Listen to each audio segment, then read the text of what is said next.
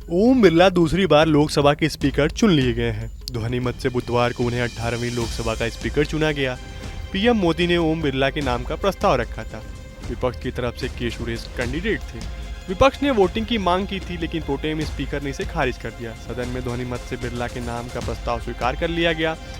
सालों से आम सहमति के साथ होने वाले इस पद के चुनाव की परंपरा भी इस बार टूट गई। ओम बिरला स्पीकर तो बन गए, लेकिन एक बड़ा सवाल ये है कि इसमें किंग मेकर बने नीतीश और चंद्रबाबू नायडू को कितना फायदा और नुकसान है।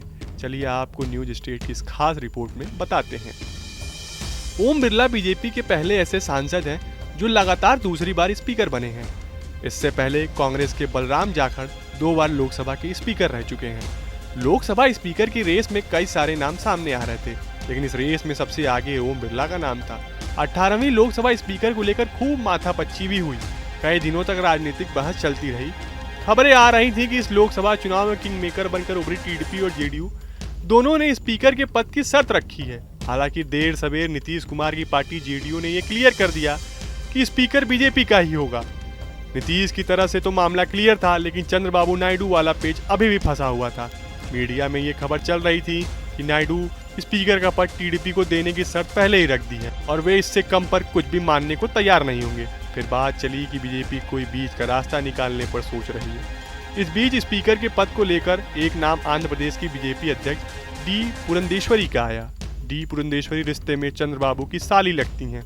कहा जाने लगा कि बीजेपी उन्हें स्पीकर बना सकती है। इस नाम पर चंद्रबाबू भी असहमति नहीं दे पाएंगे। आखिर तमाम कयास, बहस और अफवाहें गलत और बेसलेस साबित हो गई। ओम बिरला ही फिर से लोकसभा अध्यक्ष चुन लिए गए। ऐसा करते मोदी सरकार ने कई संकेत दिए हैं। पहला तो ये कि वे किसी गठबंधन के दबाव में नहीं आने वाले हैं। दूसरा, दबाव में आकर विपक्ष का कोई मांग नहीं मानेंगे। तीसरा, बीजेपी के पास पूर्ण बहुमत नहीं होने के बावजूद सरकार अपना कामकाज बिना किसी बाधा के करती रहेगी। ऐसे में सवाल वही है कि बीजेपी के लोकसभा स्पीकर बनने से किसको कितना फायदा होगा। बीजेपी ने यह फैसला टीडीपी और जेडीयू से बात करने के बाद ही लिया है। बीजेपी की कहीं ना कहीं चंद्रबाबू नायडू से अंदर खाने बात हो गई है। नायडू को अपनी राजधानी बनानी है और पैकेज भी चाहिए। राजनीति के जानकारों का मानना है कि नायडू सिर्फ अपने काम को होते हुए देखना चाहते हैं। उन्हें यह बात पता था कि स्पीकर के चुनाव में हल्ला गुल्ला होगा। विपक्ष की तरफ से स्पीकर पद के लिए सीनियर और दलित कम्युनिटी से आने वाले सांसद को आगे करने के एक बड़े राजनीतिक मायने हैं। दलित वोट विपक्ष की तरफ शिफ्ट हुआ है, उस कार्ड को विपक्ष और मजबूत करने की कोशिश कर रहा है। वहीं दूसरी तरफ अगर नुकसान की बात करें तो राजनीति के जानकारों की मान तो बीजेपी के स्पीकर से नीतीश नायडू कुछ खास नुकसान नहीं है। हालांकि जम्मू कश्मीर के पूर्व मुख्यमंत्री और नेशनल कॉन्फ्रेंस के नेता उमर अब्दुल्ला ने बीजेपी पर कटाक्ष करते हुए कहा कि नीतीश कुमार और चंद्रबाबू नायडू को आगाह जरूर किया है। उन्होंने सोशल मीडिया प्लेटफॉर्म एक्स पर पोस्ट करते हुए लिखा है, ऑपरेशन लोटस 2.0 के संकेत मिल रहे हैं। नीतीश बाबू और सीबीएन गारू सावधान रहें, पहला निशाना आप दोनों हो सकते हैं। खैर, ओम बिरला के स्पीकर बनने से किसको कितना फायदा और नुकसान होगा ये तो वक्त ही बताएगा। आपको हमारा ये वीडियो कैसा लगा हमें कमेंट बॉक्स में जरूर बताएं। देश दुनिया की तमाम और यूपी उत्तराखंड की हर छोटी बड़ी खबरों के लिए न्यूज स्टेट चैनल को सब्सक्राइब करना ना भूलें। ओम बिरला दूसरी बार लोकसभा के स्पीकर चुन लिए गए हैं। ध्वनि मत से बुधवार को उन्हें 18वीं लोकसभा का स्पीकर चुना गया। पीएम मोदी ने ओम बिरला के नाम का प्रस्ताव रखा था। विपक्ष की तरफ से के सुरेश कैंडिडेट थे। विपक्ष ने वोटिंग की मांग की थी, लेकिन प्रोटेम स्पीकर ने इसे खारिज कर दिया। सदन में ध्वनि मत से बिरला के नाम का प्रस्ताव स्वीकार कर लिया गया। सालों से आम सहमति के साथ होने वाले इस पद के चुनाव की परंपरा भी इस बार टूट गई। ओम बिरला स्पीकर तो बन गए, लेकिन एक बड़ा सवाल ये है कि इसमें किंग मेकर बने नीतीश और चंद्रबाबू नायडू को कितना फायदा और नुकसान है। चलिए आपको न्यूज स्टेट की इस खास रिपोर्ट में बताते हैं। ओम बिरला बीजेपी के पहले ऐसे सांसद हैं जो लगातार दूसरी बार स्पीकर बने हैं। इससे पहले कांग्रेस के बलराम जाखड़ 2 बार लोकसभा के स्पीकर रह चुके हैं। लोकसभा स्पीकर की रेस में कई सारे नाम सामने आ रहे थे, लेकिन इस रेस में सबसे आगे ओम बिरला का नाम था। 18वीं लोकसभा स्पीकर को लेकर खूब माथापच्ची भी हुई। कई दिनों तक राजनीतिक बहस चलती रही। खबरें आ रही थी कि इस लोकसभा चुनाव में किंग मेकर बनकर उभरी टीडीपी और जेडीयू दोनों ने स्पीकर के पद की शर्त रखी है। हालांकि देर सवेर नीतीश कुमार की पार्टी जेडीयू ने यह क्लियर कर दिया कि स्पीकर बीजेपी का ही होगा। नीतीश की तरफ से तो मामला क्लियर था, लेकिन चंद्रबाबू नायडू वाला पेच अभी भी फंसा हुआ था। मीडिया में ये खबर चल रही थी कि नायडू स्पीकर का पद टीडीपी को देने की शर्त पहले ही रख दी है और वे इससे कम पर कुछ भी मानने को तैयार नहीं होंगे। फिर बात चली कि बीजेपी कोई बीच का रास्ता निकालने पर सोच रही है। इस बीच स्पीकर के पद को लेकर एक नाम आंध्र प्रदेश की बीजेपी अध्यक्ष डी पुरंदेश्वरी का आया। डी पुरंदेश्वरी रिश्ते में चंद्रबाबू की साली लगती हैं। कहा जाने लगा कि बीजेपी उन्हें स्पीकर बना सकती है। इस नाम पर चंद्रबाबू भी असहमति नहीं दे पाएंगे। आखिर तमाम कयास, बहस और अफवाहें गलत और बेसलेस साबित हो गई। ओम बिरला ही फिर से लोकसभा अध्यक्ष चुन लिए गए। ऐसा करते मोदी सरकार ने कई संकेत दिए हैं। पहला तो ये कि वे किसी गठबंधन के दबाव में नहीं आने वाले हैं। दूसरा, दबाव में आकर विपक्ष का कोई मांग नहीं मानेंगे। तीसरा, बीजेपी के पास पूर्ण बहुमत नहीं होने के बावजूद सरकार अपना कामकाज बिना किसी बाधा के करती रहेगी। ऐसे में सवाल वही है कि बीजेपी के लोकसभा स्पीकर बनने से किसको कितना फायदा होगा। बीजेपी ने यह फैसला टीडीपी और जेडीयू से बात करने के बाद ही लिया है। बीजेपी की कहीं ना कहीं चंद्रबाबू नायडू से अंदर खाने बात हो गई है। नायडू को अपनी राजधानी बनानी है और पैकेज भी चाहिए। राजनीति के जानकारों का मानना है कि नायडू सिर्फ अपने काम को होते हुए देखना चाहते हैं। उन्हें यह बात पता था कि स्पीकर के चुनाव में हल्ला गुल्ला होगा। विपक्ष की तरफ से स्पीकर पद के लिए सीनियर और दलित कम्युनिटी से आने वाले सांसद को आगे करने के एक बड़े राजनीतिक मायने हैं।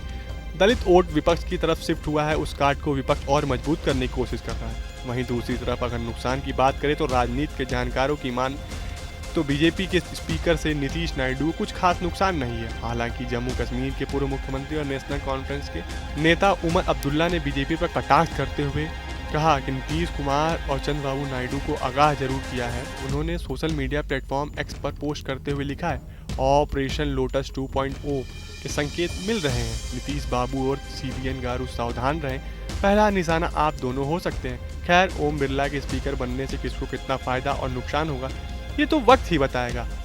आपको हमारा ये वीडियो कैसा लगा हमें कमेंट बॉक्स में जरूर बताएं। देश दुनिया की तमाम और यूपी उत्तराखंड की हर छोटी बड़ी खबरों के लिए न्यूज स्टेट चैनल को सब्सक्राइब करना ना भूलें। ओम बिरला दूसरी बार लोकसभा के स्पीकर चुन लिए गए हैं। ध्वनि मत से बुधवार को उन्हें 18वीं लोकसभा का स्पीकर चुना गया। पीएम मोदी ने ओम बिरला के नाम का प्रस्ताव रखा था। विपक्ष की तरफ से के सुरेश कैंडिडेट थे। विपक्ष ने वोटिंग की मांग की थी, लेकिन प्रोटेम स्पीकर ने इसे खारिज कर दिया। सदन में ध्वनि मत से बिरला के नाम का प्रस्ताव स्वीकार कर लिया गया। सालों से आम सहमति के साथ होने वाले इस पद के चुनाव की परंपरा भी इस बार टूट गई। ओम बिरला स्पीकर तो बन गए, लेकिन एक बड़ा सवाल ये है कि इसमें किंग मेकर बने नीतीश और चंद्रबाबू नायडू को कितना फायदा और नुकसान है। चलिए आपको न्यूज स्टेट की इस खास रिपोर्ट में बताते हैं। ओम बिरला बीजेपी के पहले ऐसे सांसद हैं जो लगातार दूसरी बार स्पीकर बने हैं। इससे पहले कांग्रेस के बलराम जाखड़ 2 बार लोकसभा के स्पीकर रह चुके हैं। लोकसभा स्पीकर की रेस में कई सारे नाम सामने आ रहे थे, लेकिन इस रेस में सबसे आगे ओम बिरला का नाम था। 18वीं लोकसभा स्पीकर को लेकर खूब माथापच्ची भी हुई। कई दिनों तक राजनीतिक बहस चलती रही। खबरें आ रही थी कि इस लोकसभा चुनाव में किंग मेकर बनकर उभरी टीडीपी और जेडीयू दोनों ने स्पीकर के पद की शर्त रखी है। हालांकि देर सवेर नीतीश कुमार की पार्टी जेडीयू ने यह क्लियर कर दिया कि स्पीकर बीजेपी का ही होगा। नीतीश की तरह से तो मामला क्लियर था, लेकिन चंद्रबाबू नायडू वाला पेच अभी भी फंसा हुआ था। मीडिया में ये खबर चल रही थी कि नायडू स्पीकर का पद टीडीपी को देने की शर्त पहले ही रख दी है और वे इससे कम पर कुछ भी मानने को तैयार नहीं होंगे। फिर बात चली कि बीजेपी कोई बीच का रास्ता निकालने पर सोच रही है। इस बीच स्पीकर के पद को लेकर एक नाम आंध्र प्रदेश की बीजेपी अध्यक्ष डी पुरंदेश्वरी का आया। डी पुरंदेश्वरी रिश्ते में चंद्रबाबू की साली लगती हैं। कहा जाने लगा कि बीजेपी उन्हें स्पीकर बना सकती है। इस नाम पर चंद्रबाबू भी असहमति नहीं दे पाएंगे। आखिर तमाम कयास, बहस और अफवाहें गलत और बेसलेस साबित हो गई। ओम बिरला ही फिर से लोकसभा अध्यक्ष चुन लिए गए। ऐसा करते मोदी सरकार ने कई संकेत दिए हैं। पहला तो ये कि वे किसी गठबंधन के दबाव में नहीं आने वाले हैं। दूसरा, दबाव में आकर विपक्ष का कोई मांग नहीं मानेंगे। तीसरा, बीजेपी के पास पूर्ण बहुमत नहीं होने के बावजूद सरकार अपना कामकाज बिना किसी बाधा के करती रहेगी। ऐसे में सवाल वही है कि बीजेपी के लोकसभा स्पीकर बनने से किसको कितना फायदा होगा। बीजेपी ने यह फैसला टीडीपी और जेडीयू से बात करने के बाद ही लिया है। बीजेपी की कहीं ना कहीं चंद्रबाबू नायडू से अंदर खाने बात हो गई है। नायडू को अपनी राजधानी बनानी है और पैकेज भी चाहिए। राजनीति के जानकारों का मानना है कि नायडू सिर्फ अपने काम को होते हुए देखना चाहते हैं। उन्हें यह बात पता था कि स्पीकर के चुनाव में हल्ला गुल्ला होगा। विपक्ष की तरफ से स्पीकर पद के लिए सीनियर और दलित कम्युनिटी से आने वाले सांसद को आगे करने के एक बड़े राजनीतिक मायने हैं।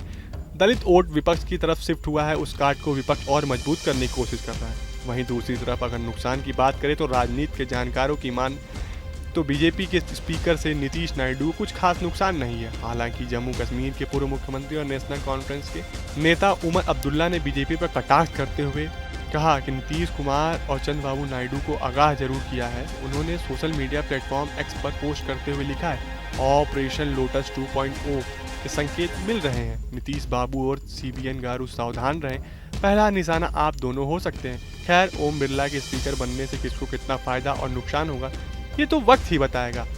आपको हमारा ये वीडियो कैसा लगा हमें कमेंट बॉक्स में जरूर बताएं। देश दुनिया की तमाम और यूपी उत्तराखंड की हर छोटी बड़ी खबरों के लिए न्यूज़ स्टेट चैनल को सब्सक्राइब करना ना भूलें।